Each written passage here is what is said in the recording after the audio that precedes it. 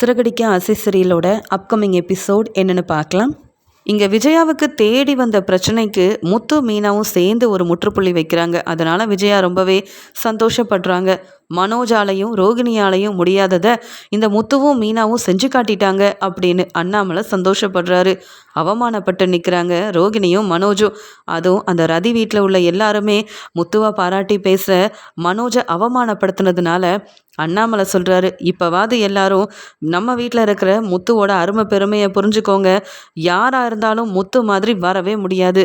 முத்து எல்லாருக்கும் உதவி செய்கிறதுனால முத்துவை எல்லாருமே புரிஞ்சுக்கிறாங்க அப்படின்னு அண்ணாமலை பேசுனதெல்லாம் கேட்டுட்டு மனோஜும் ரோகிணியும் தலை குனிஞ்சு நிற்கிறாங்க. நல்லது நினச்சோம், ஆனால் நமக்குன்னு இப்படில நடக்குது அப்படின்னு நினைக்க அங்கே முத்துவால் தான் இந்த பிரச்சனையெல்லாம் நல்லபடியாக முடிஞ்சது மட்டும் இல்லாமல் ரதி தீபனோட கல்யாண ஏற்பாடெல்லாம் செய்கிறோன்னு வீடு தேடி வந்து இங்கே விஜயாவுக்கு மன்னிப்பு கேட்டு பத்திரிக்கையெல்லாம் கொடுக்க முத்து தம்பி மீனா, நீங்கள் 2 பேரும் முன்னாடி நின்று என் பொண்ணோட கல்யாணத்தை நடத்தி வைக்கணுமா? உங்களை மாதிரி நல்லவங்க இருக்க போய் தான் என் பொண்ணுக்கு ஒரு நல்ல வாழ்க்கை கிடச்சிருக்கு. தீபனையும் நாங்கள் தப்பாக தான் நினச்சோம், ஆனால் அதெல்லாத்தையும் எங்களுக்கு புரிய வச்சிட்டீங்க. என் பொண்ணு வாழ்க்கை என்ன ஆக போதோன்னு பயந்துட்டு இருந்தோம். முத்து தம்பி, உங்களால் தான்ப்பா எங்கள் பொண்ணுக்கு இப்படி ஒரு கல்யாண ஏற்பாடெல்லாம் நடந்திருக்கு. என் பொண்ணு தப்பே செஞ்சுருந்தாலும் என்ன செய்யன்னு தெரியாமல் இருந்தோம், ஆனால் நீங்கள் தான் பிரச்சனைக்கு ஒரு முற்றுப்புள்ளி வச்சிங்க அப்படின்னு சந்தோஷமாக பத்திரிக்கையெல்லாம் கொடுத்துட்டு போக மனோஜை பார்த்து சொல்கிறாங்க, என் வீட்டு பக்கம் மட்டும் இல்லை, என் பொண்ணோட கல்யாணத்துக்கும் நீங்கள் 2 பேரும் வந்துடாதீங்க. வீடு தேடி இந்த மனோஜ் என்னெல்லாம் பேசினாரு அப்படின்னு மனோஜை அவமானப்படுத்திட்டும் போகிறாங்க. இதை பார்த்துட்டு அண்ணாமலை, முத்து, மீனா, உங்களால் தான்ப்பா அவங்க பொண்ணுக்கு கல்யாண ஏற்பாடு நடக்குது. நாளைக்கு கல்யாணத்துக்கு நீங்கள் 2 பேரும் ஒன்றா போயிட்டு வந்துடுங்க. மனோஜ், நீ உன் வேலையை மட்டும் பார்த்தா போதும் அப்படின்னு சொல்லிட்டு போகிறாரு அண்ணாமலை. இதெல்லாம் பார்த்து இங்கே மீனா ரொம்ப சந்தோஷப்படுறாங்க. என்னதான் நீங்கள் உங்கள் அண்ணன் மனோஜ் மாதிரி நிறைய படிக்கலைனாலும் அவரை மாதிரி பெரிய பிஸ்னஸ்லாம் செய்யலைனாலும் உங்கள் புத்திசாலித்தனம் உங்கள் அண்ணன் மனோஜ்கிட்ட இல்லைங்க. நீங்கள் எவ்வளோ பெரிய பிரச்சனையாக இருந்தாலும் பேசி சமாளிக்கிறீங்க. அதுலேயும் இந்த ரதியோட பிரச்சனை எவ்வளோ பெரிய பிரச்சனை. அதில் அந்த தீபன் வீட்டில் பேசி புரிய வச்சு கல்யாண ஏற்பாடெல்லாம் செஞ்சது மட்டும் இல்லாமல் முன்னாடி நின்று நாம் தான் கல்யாணத்தை நடத்தி வைக்க போகிறோம். கேட்க ரொம்ப சந்தோஷமாக இருக்குல்லன்னு சொல்ல, ஆமாம் மீனா, நானும் முதல்ல அந்த ரதி மேலேயும் தீபன் மேலேயும் கோவப்பட்டேன். அவங்க 2 பேர் மேலேயும் தப்பு இருக்குன்னு அவங்களுக்கு அவங்க அப்பா அம்மாவுக்கு புரிய வச்சேன். அதுக்கப்புறம் அவங்களே புரிஞ்சுக்கிட்டு இந்த கல்யாணத்தை செஞ்சு வைக்கிறது தான் நல்லதுன்னு ஒத்துக்கிட்டாங்க. இதில் நான் எதுவும் பெருசாக பேசலைன்னு சொல்ல, நீங்கள் இப்படி தாங்க சொல்வீங்க. ஆனால் உங்கள் அம்மா விஜயாவுக்கு நீங்கள் எவ்வளோ பெரிய உதவி செஞ்சுருக்கீங்கன்னு உங்களுக்கே தெரியாது. இந்த பிரச்சனை வந்ததுலேருந்து இங்கே விஜயாத்தை வெளியிலேயே போகாமல் வீட்டிலேயே இருந்தாங்க. அதுலேயும் பார்வதியத்தையும் அந்த சிந்தாமணியும் பேசிட்டு போனதுலேருந்து ரொம்பவே பதட்டமாக பயந்துக்கிட்டே இருந்தாங்க. நீங்கள் இப்போ இந்த பிரச்சனையை முடிச்சு வைக்க விஜயாத்த முகத்தில் இருந்த சந்தோஷத்தை பார்த்தேன். இனியாவது உங்கள் அருமை பெருமையை புரிஞ்சுக்கிட்டு உங்களை மகனாக ஏற்றுக்கிட்டா நல்லா இருக்கும்லங்கன்னு சொல்ல, அதெல்லாம் நான் எதிர்பார்க்க மாட்டேன். அது மட்டும் இல்லை, நான் அம்மாவுக்காக என்ன வேணாலும் செய்வேன். அம்மா என்னை மகனாக ஏற்றுக்கணுன்றதுக்காக இந்த நல்லது செய்யலை. யாருக்காவது உதவி வேணும்னா உடனே நான் செய்வேன். என் குணம் உனக்கு தெரியும்ல மீனா. சரி, பரவாயில்ல, வீட்டில் இப்போ எல்லாரும் சந்தோஷமாக இருக்காங்க. நீ பூ கொடுக்க போகலையான்னு கேட்க, போகணுங்க, நீங்கள் சவாரிக்கு கிளம்பலையான்னு கேட்கும்போது, நான் சவாரிக்கு போகணும் மீனா. நமக்குன்னு மாடியில் ரூம் கட்டணும்னு எனக்கு இப்போ தான் ஆசை வருது. இத்தனை நாள் சேர்த்து வச்ச பணத்தெல்லாம் மற்றவங்களுக்குன்னு கொடுத்து உதவி செஞ்சிட்டோம். இனி நமக்காக நம்ம யோசிக்கணும் மீனா. அதனால் நீ சம்பாதிக்கிற பணம், நான் சேர்த்து வைக்கிற பணம்னு எல்லாத்தையும் வச்சு சீக்கிரமாகவே மாடியில் ரூம் கட்டணும். அதுவும் உனக்காக பார்த்து பார்த்து பெரிய ரூமாக உனக்கு பிடிச்ச மாதிரி கட்டி கொடுக்க போகிறேன்னு சொல்ல, எனக்கு நம்பிக்கை இருக்குங்க. நீங்கள் கண்டிப்பாக எனக்காக என்ன வேணாலும் செய்வீங்க அப்படின்னு 2 பேரும் ரொம்ப சந்தோஷமாக பேசிகிட்டு இருக்கிறத ரோகிணி பார்த்துட்டு கோவப்படுறாங்க. இந்த முத்து என்னடானா பெருசாக சாதித்த மாதிரி விஜயாத்தை சந்தோஷப்படுறாங்க. அண்ணாமலை மாமா பெருமையாக பேசுகிறாரு. நானும் மனோஜும் கூட தான் விஜயாத்தைக்காக அந்த ரதியோட வீட்டில் போய் பேசணும். அவங்க எங்களை புரிஞ்சுக்காம அவமானப்படுத்தி வெளுத்து வாங்கிட்டாங்க. ஆனால் இப்போ அந்த முத்து மீனா மட்டும் ரொம்ப சந்தோஷமாக இருக்காங்க. விஜயாத்தை என் மேலேயும் மனோஜ் மேலேயும் ரொம்ப கோவத்தில் இருக்காங்க. என்ன செய்யனே தெரியலையே அப்படின்னு மீனா முத்து சந்தோஷமாக இருக்கிறத பார்த்துட்டு தாங்க முடியாத கோவத்தில் இருக்கிறாங்க ரோகிணி. மீனா எப்பயும் போல் வேலையெல்லாம் முடிச்சுட்டு பூ கொடுக்கறதுக்காக கிளம்புறாங்க. விஜயா இதை பார்த்தாலும் அமைதியாக இருக்காங்க. மீனாவும் முத்துவும் எனக்கு உதவி செய்ய போய் தான் இன்னைக்கு நான் சந்தோஷமாக இருக்கேன். எந்த பிரச்சனையும் என்னை தேடி வராமல் இருக்குது. அதனால் மீனா எப்பயும் போல் பூ கொடுக்க போகட்டும், வீட்டு வேலையை செய்யட்டும், எனக்கு இதில் என்ன பிரச்சனை இருக்குது அப்படின்னு அமைதியாக இருக்காங்க. இதை பார்த்த அண்ணாமலை, "ஏன் விஜயா, நீ என்ன திருந்திட்டியா? மீனா எப்போ வெளியில் கிளம்புனாலும் உடனே கூப்பிட்டு வச்சு திட்ட ஆரம்பிச்சிருவியே, நீ வீட்டு வேலையை செய்யலை அப்படின்லாம் பேசுவியே" அப்படின்னு சொல்ல, "மீனா பொறுப்பாக தாங்க இருக்கா, வீட்டு வேலையெல்லாம் நான் சொல்லி செய்யணுன்ற அவசியம் இல்லையே. மீனா வீட்டு வேலையை பொறுப்பாக செய்யும்போது அவள் வேலையவும் அவள் பார்க்க வேண்டியதானே. முத்து இன்னைக்கு பேசுனதை நான் கேட்டேங்க. மாடியில் ரூம் கட்டணும்னு ஆசைப்படுறான் இந்த மீனாவுக்காக. எப்படியோ 2 பேரும் சம்பாதிச்சு மாடியில் ரூம் கட்டட்டும் தான். நான் மீனா வெளியில் கிளம்பும்போது எதுவுமே பேசலை. மீனா சம்பாதிச்சா முத்துக்கு நல்லது தானே" அப்படின்னு கொஞ்சம் கொஞ்சமாக மீனா முத்துவை பற்றி புரிஞ்சிட்டு இருக்கிற விஜயா அப்படி பேச, அண்ணாமலை, "ஏன் விஜயா, நீ தான் பேசுறியா? மீனாவை உனக்கு பிடிக்கவே பிடிக்காது, அதுலேயும் முத்துவும் மீனாவும் என்னைக்கும் மாடியில் ரூம் கட்டவே மாட்டாங்கன்னு அவமானப்படுத்தி பேசுவியே, இப்போ என்ன நல்ல விதமாக பேசுகிறேன்னு" கேட்க, "வேற ஒன்றும் இல்லைங்க. இந்த மனோஜை நம்பினேன், ரோகிணியை நம்பினேன், 2 பேரும் ஏமாத்திட்டாங்க. ஆனால் இந்த ரதியோட பிரச்சனையில் முத்துவால தானேங்க பிரச்சனைக்கெல்லாம் முற்றுப்புள்ளி வச்சு நானும் சந்தோஷமாக இருக்கேன். வீடு தேடி வந்து அந்த ரதி வீட்டில் உள்ளவங்க என்கிட்ட மன்னிப்பு கேட்டாங்கல்ல, அதுக்கு காரணம் மீனாவும் முத்துவும் தானே. அப்புறம் நான் மட்டும் எதுக்குங்க அவங்க வாழ்க்கையில் தலையிடணும்? அவங்க சந்தோஷமாக இருந்துட்டு போகட்டும். அவங்க 2 பேரும் பிரியணும் அப்படின்னு நான் என்னைக்கும் நினைக்கவே மாட்டேங்க" அப்படின்னு சொல்ல, "பரவாயில்ல விஜயா, உனக்கு முத்து உதவி செஞ்சதுனால நீ மனசு மாறின பாத்தியா, அது வரைக்கும் எனக்கு சந்தோஷம்" அப்படின்னு அண்ணாமலை பேசிட்டு இருக்கும்போது ரோகிணி பார்லருக்கு கிளம்புறாங்க. உடனே விஜயாவும், "ரோகிணி எங்கே கிளம்புற?" அப்படின்னு சொல்ல, ஆண்டி, வீட்டு வேலையெல்லாம் முடிச்சுட்டேன், அதனால தான் நான் பார்லருக்கு கிளம்புறேன்னு" சொல்கிறாங்க. "மீனா பூ கொடுக்க போகிறானா, அவள் என் பேச்சை கேட்குறா, எனக்காக உதவி செய்கிறா. ஆனால் நீ அப்படி இல்லை. மனோஜை எப்படியாவது உன் பக்கம் வச்சுக்கணும் அப்படின்றதுக்காக மனோஜுக்கு தேவையில்லாத யோசனையெல்லாம் சொல்லி அந்த ரதி வீட்டில் உள்ள எல்லாரும் முன்னாடி அவமானப்படுத்திட்டல" அப்படின்னு கேட்க, "ஆண்டி, நான் நல்லது தான் செஞ்சேன், ஆனால் இப்படி நடக்கும்னு எதிர்பார்க்கல ஆண்டி" அப்படின்னு சொல்கிறாங்க. "இன்னைக்கு நீ வெளியில் எங்கேயும் போக வேண்டாம், மாடியில் துணியெல்லாம் இருக்குது. மீனா பூ கொடுக்க போயிட்டா, அதனால் எல்லா துணியும் எடுத்து மடித்து வைக்கிறது, யார் யார் யார் யார் ரூமெல்லாம் சுத்தம் செய்யாமல் இருக்கோ எல்லா வேலையும் நீ பொறுப்பாக பார்த்துக்கன்னு" சொல்கிறாங்க. உடனே ரோகிணியும், "இன்றைக்கி நான் ஒரு கிளைண்ட்டை பார்க்க போகணும், அது மட்டும் இல்லை எனக்கு நிறைய வேலை இருக்குது, நீங்கள் சொன்னீங்கன்னு வீட்டில் இருந்தா அப்புறம் பார்லருக்கு வேலைக்கு வரவே வேண்டான்னு பார்லரோட ஓனர் சொல்லிடுவாங்களே" அப்படின்னு சொல்கிறாங்க ரோகிணி. "நீ வேலைக்கு போனால் எனக்கு என்ன, வேலைக்கு போகலைன்னா எனக்கு என்ன, நான் சொன்னதை மட்டும் கேட்டால் போதும்னு" சொல்ல, ரோகிணி மீனாவை விட்டு கொடுக்காம பேசுகிறாங்க. மீனா வெளியில் வேலைக்கு போகணும்னு சொல்கிறாங்க. ஒருவேளை இந்த விஜயாத்தை மனசு மாறிட்டாங்களா? அப்போ மீனா தான் இவங்களுக்கு நல்ல மருமகளா? மீனாக்கு பதிலாக நான் தான் வீட்டு வேலையெல்லாம் இனி செய்யணும் போல அப்படின்னு விஜயா பேச்சை கேட்டுட்டு அவங்க பேச்சை மீற முடியாமல் அங்கே இருக்கிற துணியெல்லாம் எடுத்து மடித்து வைக்கிறாங்க. வீட்டு வேலை ஒவ்வொன்றையும் செய்கிறாங்க ரோகிணி. அவங்களுக்கு விஜயா மேலே ரொம்பவே கோவம் வருது. மீனாக்கு இருக்கிற மதிப்பு எனக்கு இல்லையே, மீனா மட்டும் வெளியில் வேலை செய்ய போகலாமா, நான் வேலை செய்ய போகக்கூடாதுன்னு வீட்டு வேலையை செய்ய வைக்கிறாங்க. என்னை பார்த்தா இவங்களுக்கெல்லாம் எப்படி தெரியுது அப்படின்னு ரோகிணிக்கு ரொம்பவே கோவம் வருது. ஆனால் விஜயா எதையும் கண்டுக்காம கொஞ்சம் கொஞ்சமாக மீனா முத்துவை புரிஞ்சுக்க ஆரம்பிக்கிறாங்க.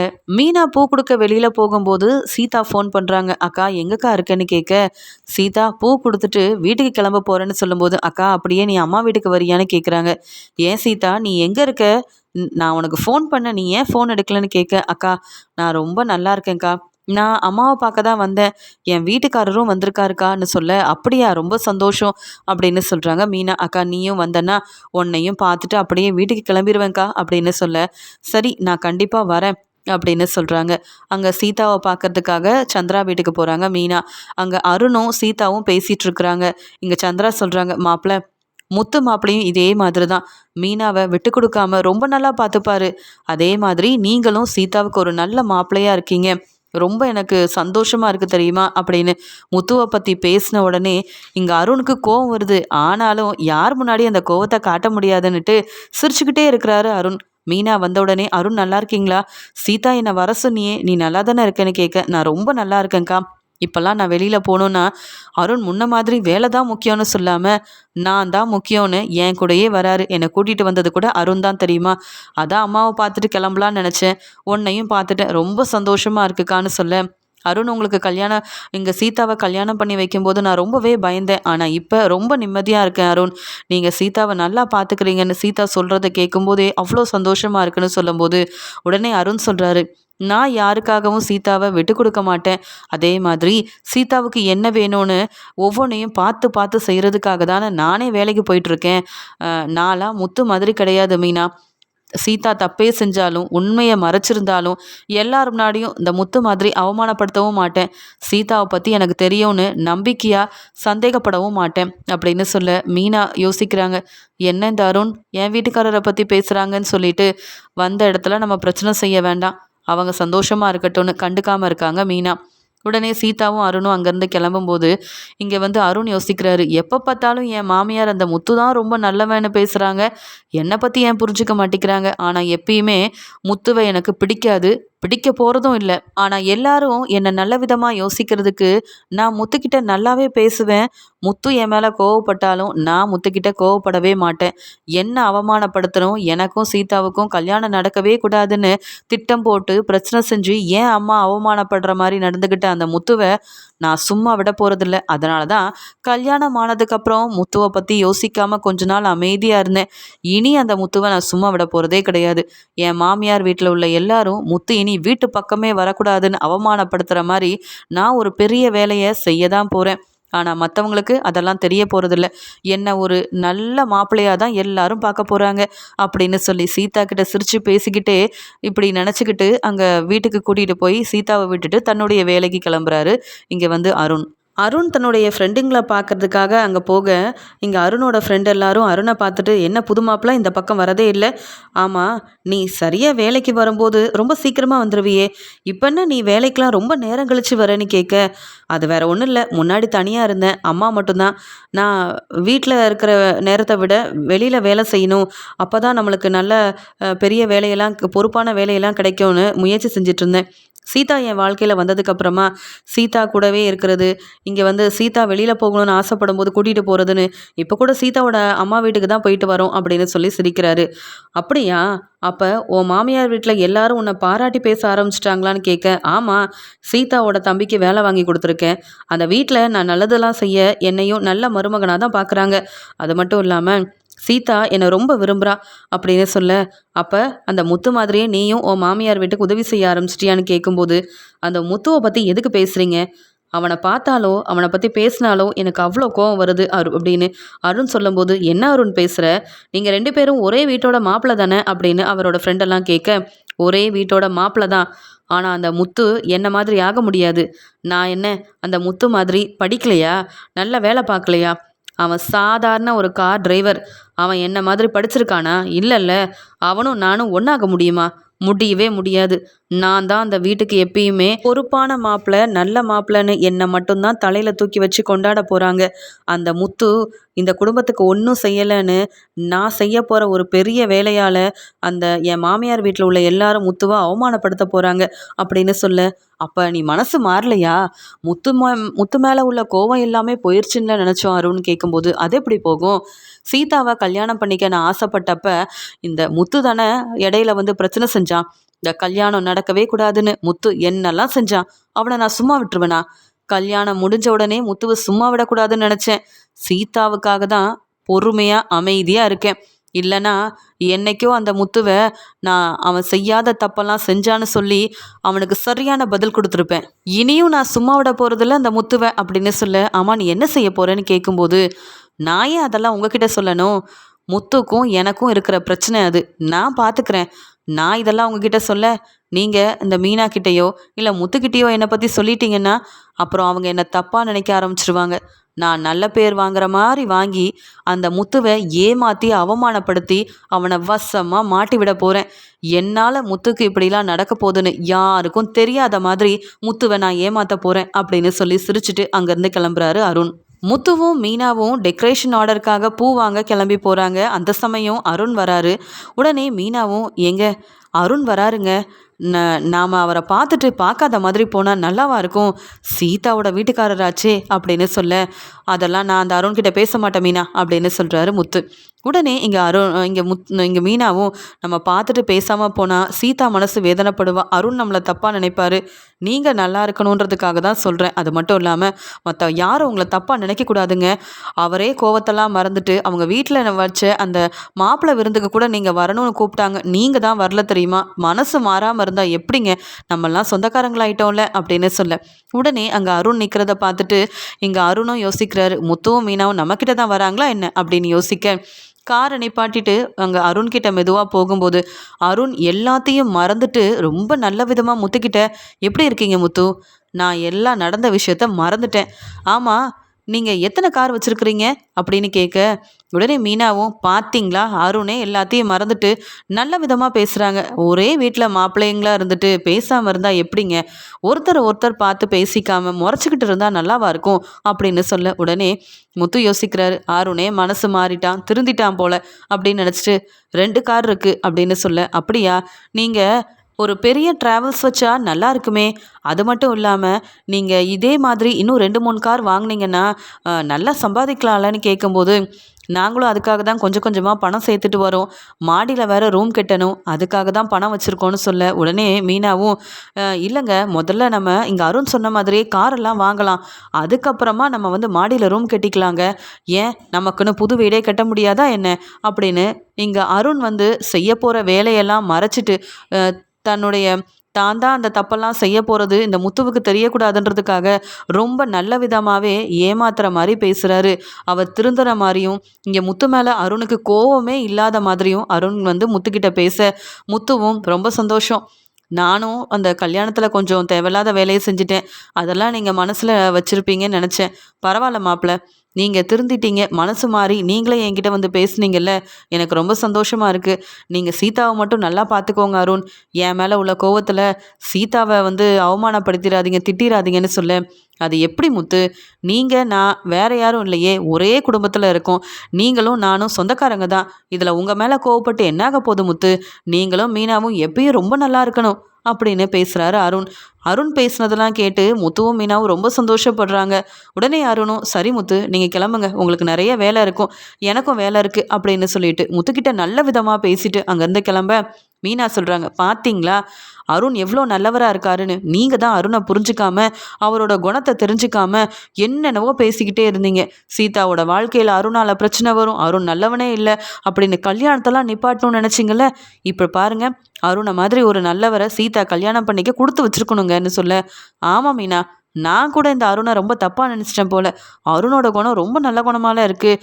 அவரே வந்து என்கிட்ட பேசுகிறாரு, நம்ம வேலையை பற்றிலாம் கேட்டு நல்ல விதமாக அருண் நடந்துக்கிறாருல, சந்தோஷமாக இருந்தால் போதும் சீதாவும் அருணும் அப்படின்னு சொல்லிட்டு அவங்கவுங்க வேலைக்கு கிளம்பி போகிறாங்க. இங்கே அருண் புரிஞ்சுக்கிறாரு, மீனாவும் முத்துவும் கார் வாங்கணும்னு ஆசைப்படுறாங்க. பெரிய இங்கே வந்து வேலையெல்லாம் செஞ்சு நல்லா சம்பாதிக்கணும், பெரிய வீடெல்லாம் வாங்கணும்னு நினைக்கிறாங்களா? நான் இந்த முத்துவை ஏமாற்றணும்னு முடிவெடுத்துட்டேன். நமக்கு தெரிஞ்ச ஒரு ஆளை அனுப்புவோம், நல்ல புது காரே இருக்குன்னு சொல்லி பணத்தெல்லாம் வாங்கிட்டு முத்துவை ஏமாற்ற வைப்போம். அந்த பணமும் எனக்கு கிடைக்கும், அதன் மூலமாக நான் அனுப்பின ஆளுக்கும் கொஞ்சம் பணம் கொடுத்தா போதுமே. முத்து ஏமாந்து போய் நிற்கணும். ஏதோ சாதாரண கார் டிரைவராக இருந்துட்டு பெரிய ஆள் மாதிரி பேசுகிறான், அவனெல்லாம் இனி வேலை பார்க்க விடக்கூடாது. இப்படி ஏமாந்துட்டோமேன்னு முத்துவும் மீனாவும் அவமானப்பட்டு நிற்கணும். அவனுக்கெல்லாம் எதுக்கு இன்னொரு காரு, 2 காரை வச்சிருக்கிறதுக்கே அவனுக்கெல்லாம் தகுதி இல்லை அப்படின்னு முத்துக்கிட்ட ரொம்ப நல்ல விதமாக பேசினாலும் முத்துவை ஏமாற்றணும், அவமானப்படுத்தணும் அப்படின்னு முத்துவை ஏதாவது செய்யணும் கண்டிப்பாக. அவன் என்னையும் சீதாவையும் பிரிக்க நினச்சான்ல, நான் சீதாவை கல்யாணம் பண்ணிக்கவே கூடாதுன்னு எவ்வளோ பிரச்சனை செஞ்சான் அந்த முத்து. அவன் செஞ்சதெல்லாம் நான் மறந்துடுவேனா என்ன? ஆனால் நான் செய்ய போகிறது வேற யாருக்குமே தெரிய போகிறது இல்லையே அப்படின்னு அருண் ஒரு ஆளை பார்க்குறாரு. அவர்கிட்ட பேசுகிறாரு அருண். அந்த கார் டிரைவர் முத்துவை தெரியும்லன்னு கேட்க, ஆமாம், அந்த கார் செட்டில் அவரோட ஃப்ரெண்டுங்க கூட உட்காந்து பேசிகிட்டு இருப்பார், அந்த முத்து தானேன்னு கேட்கும்போது, ஆமாம், ஏற்கனவே என்னை பார்க்க 2 3 தடவை வந்தார் அப்படின்னு சொல்ல, அந்த முத்துக்கிட்டே நீங்கள் போய் பேசணும். ஏற்கனவே உங்களை தெரிஞ்சதால் முத்து நம்பிக்கையாக உங்ககிட்ட பேசுவான். 2 3 கார் இருக்குது, கம்மி விலையில் தரேன்னு சொல்லணும். அது மட்டுமா, பணத்தை நீங்கள் உடனே கொடுக்கணும் அப்படின்னு பேசி பணத்தை வாங்கின நீங்கள் முத்துவை ஏமாற்றணும். அந்த முத்துக்கு காரும் கிடைக்கக்கூடாது, பணமும் கிடைக்கக்கூடாது. என்கிட்ட நீ பணம் கொடுக்கவே இல்லைன்னு அவனை ஏமாற்றணும். சேர்த்து வச்ச பணம் எல்லாத்தையும் ஏமாந்து போன முத்து என்ன செய்யன்னு தெரியாமல் அவமானப்பட்டு நிற்கணும். முத்துக்கிட்ட இருந்து வாங்கின பணத்தை என்கிட்ட கொடுக்கணும். அந்த பணம் என்னுடைய பணம், உங்களுக்கு வர வேண்டிய பணத்தை நான் கொடுத்துருவேன் அப்படின்னு சொல்ல, நீங்கள் பெரிய ஒரு பொறுப்பான வேலையில் இருக்கீங்க, நீங்கள் சொல்லி நான் கேட்கலன்னா எனக்கு பிரச்சனை வரும். ஆனால் முத்து ரொம்ப கோவப்படுறவன், அவனை போய் நான் ஏமாத்தினா என்னை சும்மா விட மாட்டானே அப்படின்னு சொல்லும்போது, கொஞ்ச நாளைக்கு இந்த பக்கமே வராதீங்க. நீங்கள் எங்கே இருக்கீங்கன்னு அந்த முத்து தேடட்டும், அவனோட ஃப்ரெண்டுங்க எல்லாரும் தேடட்டும். நான் இருக்கும்போது நீங்கள் எதுக்கு கவலைப்படணும்? ஏதோ அவன் பெரிய வேலை பார்க்குற மாதிரி மற்றவங்கள மதிக்காமல் அவமானப்படுத்துகிறான்ல, இப்படி எல்லாம் தெரிஞ்ச முத்துவே ஏமாந்து போய் நிற்கிறான்னு எல்லாரும் பேசணும். கொஞ்சம் கொஞ்சமாக நான் யாருன்னு அந்த முத்துவுக்கு புரிய வைக்கிறேன். ஆனால் நான் தான் இதெல்லாம் செய்ய சொன்னேன்னு யாருக்கும் தெரியக்கூடாது. அது மட்டும் இல்லை, நான் நீங்கள் கேட்டதை விட நிறைய பணம் கொடுக்குறேன், புரியுதுல்ல அப்படின்னு சொல்ல, நான் அந்த முத்துவை ஏமாத்துறேன் சார், நீங்கள் சொல்லி நான் கேட்காம இருப்பேனா அப்படின்னு இங்கே அருண் ஏற்பாடு பண்ண அந்த ஆளும் ஒத்துக்கிறாரு. முத்து கார் செட்டில் இருக்கும்போது அருண் சொல்லி கொடுத்த மாதிரியே அந்த ஆளும் போய் முத்துக்கிட்ட பேசுகிறாரு. என்னப்பா முத்து, எத்தனை நாள் தான் இப்படி 2 காரோட ஓனராக இருக்க போகிற? என்கிட்ட ஒரு 2-3 கார் இருக்குப்பா, நான் வெளியூருக்கு போக போகிறேன். உன்கிட்ட கொடுத்தா நம்பிக்கையாக நீ பணம் கொடுப்பல்ல, அதான் உன்னை தேடி வந்தேன்னு சொல்ல. அப்படியா, நல்ல காரா அப்படின்லாம் கேட்க, காரை பற்றி நல்லா விசாரிக்கிறாரு முத்து. உடனே செல்வம் சிரிச்சுக்கிட்டே, ஏற்கனவே முத்துவும் கார் வாங்கணும்னு நினச்சிட்டு இருந்தான், நீங்களே தேடி வந்துட்டீங்களே முத்து, கொஞ்சம் கொஞ்சமாக இப்படி நிறைய காரெல்லாம் வாங்கி நீ ஒரு பெரிய ட்ராவல்ஸ் எல்லாம் வைக்கணும்ப்பா, அதுதான் எனக்கும் சந்தோஷம் அப்படின்னு சொல்ல, ஆமாங்க என்கிட்டயும் கொஞ்சம் பணம் இருக்குது, அந்த பணத்தை வச்சு நான் உங்கள் காரை வாங்கிக்கிறேன், நாளைக்கே அந்த காரெல்லாம் பார்க்குறேன் அப்படின்னு முத்து காரெல்லாம் போய் பார்க்குறாரு. பணத்தையும் ஏற்பாடு பண்ணுறாரு.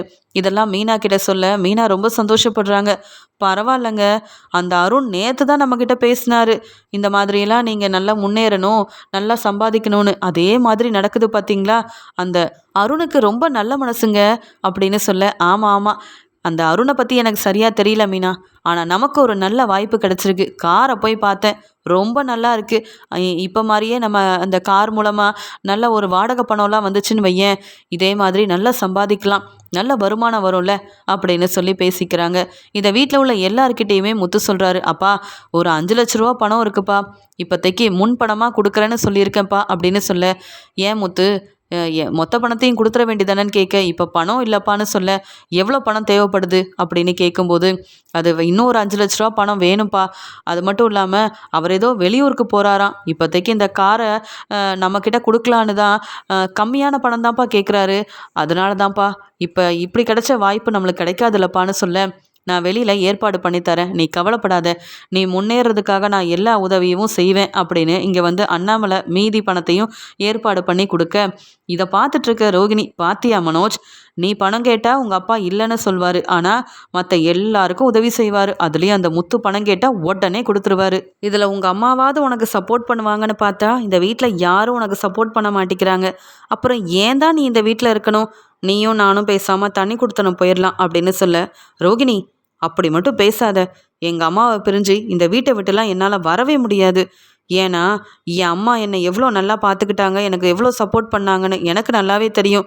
அந்த முத்துக்கு அப்பா இப்போ பணம் கொடுக்குறாங்கன்னா, நாம தான் அப்பாவோட 27 லட்ச ரூபா பணத்தை எடுத்துகிட்டு போய் பிஸ்னஸ் ஆரம்பிச்சிட்டோமே, நான் எப்படி என் அப்பா கிட்ட உதவி கேட்க முடியும், உதவி கேட்டாலும் அப்புறம் முத்து என்னை வெளுத்து வாங்கிடுவான், அதனால் நீ அமைதியாரு, நீ இந்த குடும்பத்தை பிரிக்கணும்னு நினைக்காத, உன்னை நம்பியெல்லாம் நான் வர முடியாது, எப்படியோ வீட்டு செலவுக்காக கொஞ்சம் பணம் கொடுக்குறோம், அதை வச்சு மீதி பணத்தை நம்ம சேர்த்து தானே வைக்கிறோம், ஆனால் வெளியில் போனால் ஒரு வாடகை வீடு எடுக்கணும், நிறைய பணம் செலவாகும், அதெல்லாம் வெளியிலலாம் நம்ம தனியாலாம் தங்க முடியாது, அவ்வளோ பணம் நம்மக்கிட்ட இல்லவும் இல்லை, இனி இப்படிலாம் பேசுகிற வேலையை வச்சுக்காத ரோகிணி அப்படின்னு மனோஜும் சொல்கிறாரு. முத்துவும் மீனாவும் ரொம்பவே சந்தோஷமா, இன்னைக்கு பணத்தை கொடுத்துட்டு நாளைக்கே போய் அந்த காரெல்லாம் எடுத்துகிட்டு வந்துடலாம், நம்ம தெரிஞ்சவங்க மூலமாக அந்த காரை கொடுத்து அதன் மூலமாக வருமானத்தை பார்க்கலாம் அப்படின்னு சொல்லி யோசிக்கிறாங்க. உடனே அண்ணாமலை ரொம்பவே சந்தோஷமா முத்து மீனாவை அனுப்பி வைக்க, அந்த அருண் அனுப்பின ஆளுக்கிட்ட போய் முத்து பேசி சந்தோஷமாக 10 லட்ச ரூபா பணத்தை கொடுக்குறாங்க. உடனே மீனாவும், காரெல்லாம் ரொம்ப நல்லா இருக்குங்க, புதுசு மாதிரியே இருக்குங்க, இப்படி ஒரு வாய்ப்பு கிடைக்கும் நான் எதிர்பார்க்கவே இல்லை தெரியுமா, நான் சம்பாதிச்சு உங்களுக்காக காரெல்லாம் வாங்கி கொடுத்தேன், இப்போ நாம் சேர்த்து வச்ச பணத்தில் நிறைய காரெல்லாம் வாங்குறோம்லங்க அப்படின்னு பேசிக்கிறாங்க. அடுத்த நாள் முத்துவும் அந்த ஆள் சொன்ன மாதிரியே அந்த இடத்துக்கு போய் பார்க்க, அந்த ஆஃபீஸே அங்கே இல்லை, அந்த ஆளும் இல்லை, காரும் இல்லை, பணத்தை கொடுத்தோமே அப்படின்னு அந்த ஆளுக்கு ஃபோன் பண்ணி பார்க்குறாரு முத்து ரொம்பவே பதட்டமா. மீனா கிட்ட சொல்கிறாங்க, மீனா பணத்தை வாங்கின அந்த ஆள் ஃபோன் எடுக்க மாட்டேங்கிறாரு மீனா அப்படின்னு அந்த பக்கமாக வந்தவங்க கிட்ட கேட்க, நேற்றே அவர் இங்கேருந்து கிளம்பிட்டாரு, அவரோட ஊருக்கு கிளம்பி போயிட்டாரு, இனி அவர் இங்கே வரவே மாட்டார் போல் அப்படின்னு சொல்ல, என்ன மீனா இது, நம்மக்கிட்ட பணத்தை வாங்கிட்டு காரை தரேன்னு சொன்ன ஆளையும் காணும், அவர் என்னவோ எங்கேயோ கிளம்பி போயிட்டாராம், எப்படி அந்த ஆளை கண்டுபிடிக்கிறது, பணத்தை வாங்குறது, நான் நேற்றே நினச்சேன் இந்த ஆள் திரு திருன்னு முழிக்கிறான்னு அப்போவே நம்ம காரை எடுத்துகிட்டு போயிருக்கணும் போல். நாளைக்கு வந்து எடுத்துக்கோங்க தம்பின்னு அவன் சொன்னதை நம்பி பணத்தை முன்னாடியே கொடுத்து ஏமாந்துட்டோமே மீனா. நான் எவ்வளோ தெளிவாக இருப்பேன் இந்த கார் விஷயத்தில், நான் இப்படி போய் ஏமாந்துட்டேனே மீனா அப்படின்னு. அதுவும் அப்பாவோட பணம். நான் கேட்ட உடனே எனக்காக அப்பா பணத்தை ஏற்பாடு பண்ணி கொடுத்தாங்க. இப்போ ஒரு ஆள் என்னை ஏமாத்திட்டான்னு போய் சொன்னால் அப்பா எவ்வளோ மனசு வேதனைப்படுவார். இப்போ நான் வந்து மனோஜ் மாதிரியே பெரிய தப்பு பண்ணிட்டேனே அப்படின்னு முத்து அழுகிறாரு. உடனே மீனாவும், நீங்கள் எதுக்குங்க கவலைப்படுறீங்க, நம்ம எப்படியாவது கண்டுபிடிச்சிடலாம். அதான் அருணை நம்மளுக்கு தெரியும், நடந்த எல்லாத்தையும் அருண் கிட்ட போய் சொல்லுவோம், கண்டிப்பாக அருண் நம்மளுக்கு உதவி செய்வாருங்க அப்படின்னு முத்துவை சீதாவோட வீட்டுக்கு மீனா கூட்டிகிட்டு போகிறாங்க. சீதா மீனா முத்துவை பார்த்த உடனே அக்கா வாங்கக்கா அப்படின்னு சந்தோஷமாக உள்ளே கூப்பிட்டு உட்கார வைக்க, இங்கே முத்துக்கிட்ட கேட்குறாங்க, என்னாச்சு மாமா, ரொம்ப ஒரு மாதிரி இருக்கீங்க, என்ன நடந்ததுன்னு கேட்க, அருண்கிட்ட வந்து முத்து சொல்கிறாரு, நீங்கள் சொன்ன மாதிரியே ஒரு நல்ல வாய்ப்பு வந்தது, காரை வாங்கணும்னு சொல்லி 10 லட்ச ரூபா பணத்தை கொடுத்தோம். ஆனால் அந்த ஆள் பணத்தை வாங்கிட்டு காரையும் கொடுக்கல, பணத்தையும் திருப்பி தராமல் எங்களை ஏமாத்திட்டு அவன் எங்கே போனானே தெரியல அப்படின்னு மனசு வேதனைப்படும் போது இதை பார்த்து இங்கே வந்து சிரிச்சுக்கிட்டே நிற்கிறாரு அருண். இப்படிலாம் நடக்கிறதுக்கு காரணமே நான் தானடா. நீ என்னவோ பெரிய ஆளு மாதிரி என்னென்னவோ பண்ண, இப்போ என்ன தேடி வந்துட்ட பார்த்தியா.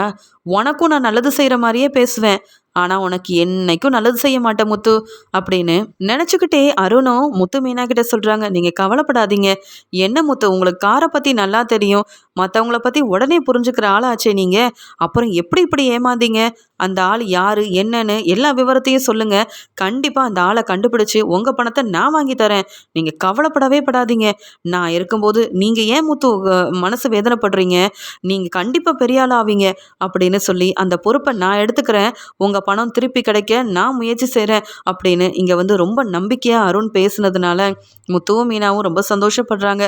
அருண் உங்களை நம்பி தான் இருக்கும், அந்த பணம் கிடைக்கணும் அருண் அப்படின்ற மாதிரி பேசிட்டு அங்கேருந்து கிளம்ப. உடனே சீதாவும் பாவங்க மாமா, எப்பயுமே ஏதாவது ஒரு வேலை செஞ்சு முன்னேறணும்னு 2 பேரும் நினைக்கிறாங்க. ஆனால் முத்து மாமாவுக்கு மட்டும் ஏன் தான் இப்படி நடக்குதோ தெரியல. கண்டிப்பாக என் மாமாவுக்கு நீங்கள் தான் உதவி செய்யணும் அருண் அப்படின்னு சீதா கேட்க, எனக்கு வேற வேலை என்ன சீதா இருக்குது, நம்ம சொந்தக்காரங்க முத்து, அதுவும் உன்னுடைய மாமா, நான் உதவி செய்யாமல் இருப்பேனா, கண்டிப்பாக முத்துவுக்கு நான் தான் உதவி செய்ய போகிறேன் அப்படின்னு சொல்ல, அருணை நினச்சி மீனா முத்து சந்தோஷப்படுற மாதிரியே சீதாவும் அருணை நினச்சி ரொம்ப நல்ல விதமாக நினைக்கிறாங்க. இங்கே அருண் சிரிச்சுக்கிட்டே தன்னுடைய வேலைக்கு கிளம்ப, அந்த ஆளும் அருண்கிட்ட முத்துக்கிட்டேருந்து வாங்கின பணத்தை கொடுக்கறதுக்காக அருணோட வீட்டுக்கே வந்துடுறாரு. அது மட்டும் இல்லாமல் இங்கே அருண் இருக்காரான்னு இங்கே சீதா கிட்ட கேட்க, ஆமாம் நீங்கள் யாருன்னு சொல்ல, நான் அருணுக்கு தெரிஞ்சவர் தான், அவர்கிட்ட இந்த பணத்தை கொடுத்துட்றீங்களா, நான் தான் வந்து கொடுத்தேன்னு சொல்லிடுங்க அப்படின்னு சீதா கிட்ட பணத்தை கொடுக்குறாரு. உடனே யார் நீங்கள், என்ன விஷயமா இவ்வளோ பணத்தை கொண்டு வந்து கொடுக்குறீங்க, நீங்கள் வருவீங்க பணத்தை கொடுப்பீங்கன்னு என் வீட்டுக்காரர் அருண் எதையும் சொல்லவே இல்லையேன்னு சொல்லும்போது, இல்லை அருண் சார் இங்கே தான் இருப்பாருன்னு நான் வந்தேன், ஆனால் அவர் வேலைக்கு கிளம்பிட்டாரா அப்படின்னு சொல்லிட்டு முத்துக்கிட்ட மாட்டிக்க கூடாது, பணத்தை கொடுத்துட்டு இங்கேருந்து உடனே கிளம்பிடணும், அருண்கிட்ட ஃபோன் பண்ணி சொன்னால் இந்த பணம் அவருக்கு கிடச்சிராதா என்ன அப்படின்னு சீதா கிட்ட பணத்தை கொடுத்துட்டு ரொம்ப பதட்டமாக அந்த ஆள் இருக்கும்போது, உங்களை நான் எங்கேயோ பார்த்துருக்கேனே, நீங்கள் முத்து மாமாவுக்கு தெரிஞ்சவர் தானே, நீங்கள் எதுக்கு இங்கே வந்து அதுவும் என் வீட்டுக்காரருக்கு பணம் கொடுக்குறீங்க, எனக்கு என்னவோ உங்கள் மேலே சந்தேகமாக இருக்குது, என் மாமாவை வேற யாரோ ஏமாத்திட்டாராம், அது மட்டும் இல்லாமல் அவர் இப்போ இங்கே இல்லவே இல்லைன்னு என் மாமா இப்போ தான் வந்து இங்கே பேசிட்டு போனாங்க அப்படின்னு சொல்லும்போது, என்ன இவங்களுக்கு முத்துவை தெரிஞ்சிருக்கு, அது மட்டும் இல்லாமல் இவங்க சந்தேகப்படுறாங்களே அப்படின்னு சொல்ல, உடனே சீதாவும் அருணோட அம்மாவும் அந்த ஆளை கேள்வி கேட்குறாங்க. ஒவ்வொரு கேள்வியாக கேட்க அந்த ஆளும் வசமாக மாட்டிக்கிட்டேன் போல அப்படின்னு சீதா சந்தேகப்பட்ட உடனே வேற வழி இல்லாமல், என்னை மன்னிச்சிடுங்கம்மா, அந்த முத்து தம்பி ரொம்ப நல்லவர் தான், ஆனால் அவர் மேலே உள்ள கோவத்தில் இந்த அருண் தான் இப்படி அவரை ஏமாற்ற சொல்லி கார் இருக்குன்னு சொல்லி வேற ஒரு காரை காமிச்சு 10 லட்ச ரூபா பணத்தை வாங்க சொன்னார், நானும் அப்படியே செஞ்சுட்டேன், ஆனால் முத்துக்கிட்ட நான் மாட்டிக்க கூடாதுன்றதுக்காக இங்கேருந்து கிளம்பிட்டேன், இந்த பணத்தை அருண்கிட்ட கொடுத்துட்டு போகலாமேன்னு வந்தேன், நீங்கள் இந்த பணத்தை அருண் சார்கிட்ட கொடுத்துருங்க, நான் கிளம்புறேன், இதுதான் எனக்கு தெரியும், வேறு எதுவும் தெரியாதுமா, என்னை மாட்டி விட்டுறாதீங்க அப்படின்னு அங்கேருந்து கிளம்பிடுறாரு. உடனே சீதாவுக்கும் அருணோட அம்மாவுக்கும் அப்போ தான் அருணோட குணமே புரியுது. நம்மக்கிட்ட நல்ல விதமாக பேசுகிற அருண் இப்படி யாருக்கும் தெரியாமல் திட்டம் போட்டு முத்துவை ஏமாற்றி அவமானப்படுத்தணும், முத்து தன்னுடைய வேலையில் முன்னேறவே கூடாதுன்றதுக்காக ஆளுங்களெல்லாம் ஏற்பாடு பண்ணியிருக்காருன்னா, அப்போ உண்மையாகவே அருண் மனசு மாறவும் இல்லை, முத்து செஞ்ச எதையும் மறக்கவும் இல்லை. ஆனால் அருண் வந்து முத்துக்கிட்ட பேசும்போது சிரித்து பேசுகிறதெல்லாம் பார்த்துட்டு அருண் திருந்திட்டாருன்னு நானே ஏமாந்துட்டேனே, ஆனால் ஏன் மாமாவை ஏமாத்தின அருணை நான் சும்மா விட போகிறதே இல்லை. இப்படி பேசி ஏமாத்துற அருணுக்கு சரியான பாடம் புகட்டுவேன் அப்படின்னு சொல்லி அருணை உடனே கிளம்பி வர சொல்கிறாங்க சீதா. அங்கே முத்துவையும் வர சொல்கிறாங்க. உடனே முத்து அதுக்குள்ளே எப்படி பணம் கிடச்சிருச்சுன்னு சீதா வர சொல்லியிருக்கா அப்படின்னு கிளம்பி போக, அங்கே அருணும் என்ன சீதா நான் தான் வேலைக்கு போகிறேன்னு சொல்லிட்டு போனலன்னு கேட்க, இந்தாங்க அருண் 10 லட்ச ரூபா பணம். நீங்கள் என் மாமாவை ஏமாற்றி அந்த ஆள் மூலமாக வாங்க சொன்ன பணம் தான். உங்களுக்கு பணம் தானே முக்கியம்னு சொல்ல, சீதா பணம் தான் முக்கியம். இப்போ நீ நான் அம்மானு 3 பேரும் இருக்கோம்ல, நமக்கு பணம் தானே முக்கியம். சம்பளம் இல்லாமல் எப்படி குடும்பத்தை பார்த்துக்க முடியும்னு சொல்ல, சம்பளத்தை வச்சு குடும்பத்தை பார்த்துக்கலாம், அடுத்தவங்களை ஏமாற்றி வர பணத்தை வச்சு ஏங்க குடும்பத்தை பார்த்துக்கணும்னு கேட்க, சீதா நீ என்ன சொல்கிற எனக்கு ஒன்றும் புரியலன்னு கேட்க, இந்த பணம் என் மாமாவை ஏமாத்துறதுக்காக ஒரு ஆள் அனுப்புனீங்கல்ல, அவர் வந்து கொடுத்துட்டு உங்களை பற்றின உண்மையை சொல்லிட்டு போயிட்டாரு. இப்போ புரியுதா நான் என்ன சொல்ல வரேன்னு? முத்து மாமா கிட்ட நல்ல விதமாக பேசுகிற மாதிரி பேசி அவருக்கு என்ன தேவைன்னு புரிஞ்சுக்கிட்டு அதை வச்சு அவரை ஏமாற்றி இந்த பணத்தை வாங்கினீங்கல்ல, என் மாமாவையும் அக்காவையும் ஏமாத்தணும்னு நினச்சி அவமானப்படுத்தணும்னு நினச்சிங்களே, நீங்கள் என் மாமாவை ஏதாவது செய்யணும்னு நினச்சதுக்கு இதுதானே காரணம். இந்த பணம் கிடச்சிருச்சுங்க, இந்த பணத்தை வச்சு நீங்கள் சந்தோஷமாக இருங்க. ஆனால் இனி நான் உங்கள் கூட வாழவே மாட்டேன். நீங்கள் திருந்தலைனாலும் பரவாயில்ல, என் மாமா உங்கள் வழிக்கு வரலல்ல, அவரை எதுக்குங்க ஏமாத்த நினைக்கணும் அப்படின்னு கேட்க, சீதா இதெல்லாம் யார் சொன்னதுன்னு கேட்கும்போது, எந்த ஆளை நீங்கள் ஏற்பாடு பண்ணீங்களோ அந்த ஆள் வீட்டுக்கே வந்து உண்மையை சொல்லிட்டு நான் மாட்டிக்க கூடாதுன்றதுக்காக எங்கேயாவது போயிடுறேன்னு கிளம்பி போயிட்டாரு. ஆனால் தப்பு செஞ்ச நீங்கள் வசமாக மாட்டிக்கிட்டீங்க அப்படின்னு சொல்லி பேசிகிட்டு இருக்கும்போதே முத்து வந்துடுறாங்க. மீனாவும் அங்கே வந்துடுறாங்க. இங்கே அருணோட அம்மா கண் கலங்கி நிற்கிறாங்க. இந்த அருண் இப்படி செஞ்சுட்டானே, சொந்தக்காரங்கன்னு கூட யோசிக்காம முத்துவை ஏமாத்தணும்னு நினச்சிட்டானே, என்ன சொல்ல இந்த அருணை அப்படின்ற மாதிரி யோசிக்கிறாங்க அருணோட அம்மா. உடனே சீதா சொல்கிறாங்க, மாமா உங்கள் பணம் கிடச்சிருச்சு மாமா அப்படின்னு சொல்ல, அதுக்குள்ளே கிடச்சிருச்சா அருண், நீங்கள் தான் தேடி கண்டுபிடிச்சிங்களா? அந்த ஆள் எங்கே இருந்தான், எப்படி என் பணத்தை கண்டுபிடிச்சிங்க அப்படின்னு கேட்க, உடனே சீதா சொல்கிறாங்க, அக்கா பணத்தை ஒன்றும் இந்த அருண் கண்டுபிடிக்கல, பணத்தை மாமா ஏமாந்ததுக்கு காரணமே இந்த அருண் தான்க்கா. இவர் தான் இந்த மாமாவை ஏதாவது செய்யணும், இவரை ஏமாத்தணும்னு திட்டம் போட்டு ஒரு ஆளை அனுப்பி இப்படி உங்களுக்கு காரெல்லாம் வந்து நான் தரேன் பணத்தை கொடுங்கன்னு சொல்லி பணத்தை ஏமாத்தின உடனே அவன் கிளம்பி எங்கேயோ போயிட்டதா நீங்கள் சொன்னீங்கல்ல, அந்த பணத்தை எடுத்துகிட்டு அந்த ஆள் அருணை பார்க்க தான் வந்தார். அருண் வீட்டில் இருப்பாருன்னு நினச்சி வந்து என்கிட்ட மாட்டிக்கிட்டாரு. என்ன செய்ய, பணத்தை மட்டும் வாங்கிட்டு அவரை ஒன்றும் செய்ய முடியல. ஏன்னா இது எல்லா பிரச்சனைக்கும் காரணம் அருண் தானே. சீதா ரொம்ப கோவமா முத்துவும் மீனாவும் பேரதிர்ச்சியோட நிற்க, முத்துவுக்காக பேசுகிறாங்க. என்ன அருண், உண்மையெல்லாம் எங்களுக்கு தெரிஞ்சிருச்சுன்னு அமைதியாக நிற்கிறீங்க, எங்களை ஏமாத்த சிரிச்சு சிரிச்சு பேசுவீங்களே, அதே மாதிரி பேசுங்க பார்ப்போம். உங்களுக்கெல்லாம் அசிங்கமால எப்படி செய்ய, அதுவும் ஏன் முத்து மாமாவை ஏமாத்த திட்டம் போடுறது, ஆளுங்களை அனுப்புறதுன்னு இப்படி ஒரு ஏற்பாடை செய்கிறீங்க. பொறுப்பான வேலையில் இருக்கிற ஆள் செய்கிற வேலையா இது? உங்களெல்லாம் கண்டிப்பாக நானே போலீஸ்கிட்ட மாட்டி விடணும்னு தோணுது. ஏன் அருண், உங்களை கல்யாணம் முடிக்கிறதுக்கு முன்னாடி இப்படிலாம் நீங்கள் பேசுகிறதும் இல்லை செஞ்சதும் இல்லையே, இப்போ என்ன முத்து மாமா மேலே இவ்வளோ கோபத்தில் இருக்கீங்க? ஆனால் பார்க்குற இடத்துலலாம் முத்துக்கிட்ட நல்லா பேசுனேன்னு என்னையே நம்ப வச்சு ஏமாத்திட்டீங்கல்ல, உங்கள் கூட எப்படி நான் நம்பிக்கையோடு வாழ முடியும்? என்னையும் இப்படி தான் ஏமாத்திட்டு இருக்கீங்களா? இனி நான் உங்களை நம்ப தயாராக இல்லை. நீங்கள் செஞ்சது பெரிய தப்பு. ஆளை அனுப்பி என் மாமாவை ஏமாத்துறீங்கல்ல, பணம் கிடச்சிருச்சு, ஆனாலும் என் மாமாவை ஏமாற்றி அவரை தலகுனிய வச்சதுக்கு நான் உங்கள் மேலே கம்ப்ளைண்ட் கொடுத்தா உங்கள் நிலைமை என்ன ஆகும் அருண் அப்படின்னு கேட்க, இல்லை சீதா நான் ஏதோ தெரியாமல் அப்படி பண்ணிட்டேன், உண்மையாகவே முத்து செஞ்ச எல்லாத்தையும் நான் மறந்துட்டேன் அப்படின்னு மறுபடியும் போய் சொல்ல, உடனே முத்து சொல்கிறாரு, உன்னை பற்றி எனக்கு தெரியாதா, நீயாவது திருந்துறதாவது பாத்தியா மீனா, நம்ம பணத்தை அந்த ஆள் மூலமாக எடுக்க வச்சதே இந்த அருண் தான், இந்த அருண் திருந்திட்டாரு அப்படின்னு பாராட்டி பேசினேன். எப்படியோ சீதாவுக்கு அருணால் நல்ல வாழ்க்கை கிடச்சிருச்சுன்னு நினச்சியே, இந்த அருணை நம்பியா சீதா நல்லபடியாக அந்த வீட்டில் வாழ போகிறா? நம்மளையே ஏமாற்றணும்னு நினச்ச அருண் கண்டிப்பாக சீதாவையும் ஏமாற்ற தான் போகிறாரு. ஏன்னா அருணோட குணம் என்னன்னு இப்போ எல்லாருக்கும் புரிய வந்துருச்சுல. நல்ல பேர் வாங்கணும்னு நினச்சி நமக்கு நல்லது செய்கிற மாதிரி பேசிட்டு நமக்கே தெரியாமல் எவ்வளோ பெரிய பிரச்சனை செஞ்சுருக்காரு இந்த அருண். நான்லாம் இந்த அருணை இனி நம்பவே மாட்டேன். இப்போவே நான் போய் கம்ப்ளைண்ட் கொடுக்குறேன். என்ன சீதா நான் செய்யட்டுமா இப்படின்னு கேட்க, மாமா நீங்கள் செய்யணும் மாமா, கண்டிப்பாக உங்கள் மேலே உங்களை பிடிக்காம உங்களை வந்து ஏமாத்தணும்னு நினச்ச அருணை எதுக்கு மாமா சும்மா விடணும்? பெரிய பொறுப்பில் இருந்தால் என்ன வேணாலும் செய்யலான்னு நினைக்கலாமா என்ன? இந்த அருண் கூட வாழ நான் விரும்பவே இல்லை. என் மாமா கிட்ட மன்னிப்பு கேட்குறீங்களா இல்லையா அருண் அப்படின்னு சொல்லும்போது, என்னால் கேட்க முடியாது சீதான்னு சொல்ல, அப்போ நானும் உங்கள் கூட வாழவே மாட்டேன் அப்படின்னு. முத்து மாமாவும் மீனா அக்காவும் தான் எனக்கு முக்கியம். முத்து மாமாவை ஏமாத்தணும்னு நினச்ச உன்னெல்லாம் நான் கண்டிப்பாக மன்னிக்கவே மாட்டேன்னு சீதா பேச, இப்படியெல்லாம் நடக்கும்னு எதிர்பார்க்காத அருண் சீதா பேசின பேச்சாலையும் முத்து முன்னாடி மாட்டிக்கிட்டு அவமானப்பட்டு நிற்கிறதாலையும் உண்மையை தெரிஞ்சுக்கிட்ட சீதா எல்லாரும் முன்னாடியும் அருணை கேள்விக்கு மேலே கேள்வி கேட்க பதில் பேச முடியாம முத்து மீனா முன்னாடி அவமானப்பட்டு தலை குனிஞ்சு நிற்கிறாரு அருண்.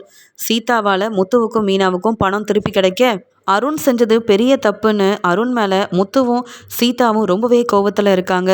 இங்கே வசமாக மாட்டிக்கிட்ட அருண் என்ன செய்யன்னு தெரியாமல் சீதா பேசின பேச்சால் அவமானப்பட்டு முத்துக்கிட்டேயும் மீனா கிட்டேயும் மன்னிப்பு கேட்டு நிற்கிறாரு. ஆனால் அருணை சும்மா விட போகிறதில்ல. செஞ்ச தப்புக்கு கண்டிப்பாக அவருக்கு சரியான பதிலை நான் கொடுக்க தான் போகிறேன். அருண் செஞ்ச தப்புக்கு போலீஸ்கிட்ட மாட்டி விட தான் போகிறேன்னு தன்னுடைய முடிவில் ரொம்பவே உறுதியாக இருக்கிறாங்க சீதா. அருணுக்கு பாடம் புகட்ட இப்படி செஞ்சாதான் சரின்னு முத்துவுக்காக இப்படி ஒரு முடிவெடுக்கிறாங்க சீதா.